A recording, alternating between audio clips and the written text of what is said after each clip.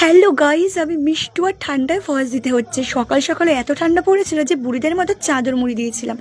কি করবো বলো তো, ঠান্ডায় তো আর পেট মানবে না, এর জন্য কিন্তু ব্রেকফাস্ট করে নিয়েছিলাম। আর তারপর দেখলাম বাবা কিন্তু ভোলা মাছ দিয়ে গেছে। মা কিন্তু বেশ ভালোভাবে রান্না করেছিল, আর মাছ খেতে আমার সবসময় ভালো লাগে, এই জন্য আমি কিন্তু খেতে বসে গিয়েছিলাম। আর যখন খেতে বসেছিলাম না, তখনই কিন্তু সোনু আমাকে বলছিল যে মিমি, আমাকে বিকালে একটু ঘুরতে নিয়ে যেতে হবে। আমি বললাম আচ্ছা বাবা, তুই রেডি হয়ে নে। এর জন্য কিন্তু আমি আর সোনু রেডি হয়ে গিয়েছিলাম। বিকেল বিকেল কিন্তু বাড়ির পাশটা দিয়ে একটু ঘুরছিলাম। আর তারপর না সন্ধেবেলায় আমরা দই ফুচকা খেয়ে নিয়েছিলাম। আর দই ফুচকা খাওয়া দাওয়ার পরে আমরা কিন্তু মাসির বাড়ি চলে গিয়েছিলাম। আর এই যে দোকানটা দেখছো না, ছোটোবেলায় কিন্তু এখান থেকেই খাবার কিনতাম মাসির বাড়ি গেলে। তারপরে না আমি রাতের খাবার তাড়াতাড়ি খেয়ে নিয়েছিলাম।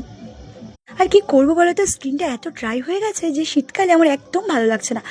তো যাই হোক না কেন, আমি সিম্পলভাবে থাকতে ভালোবাসি। আর অনেকে আমাকে বলে আমাকে নাকি সিম্পল থাকলে বেশি ভালো লাগে। তো তোমরা কিন্তু কমেন্ট করে অবশ্যই জানিও।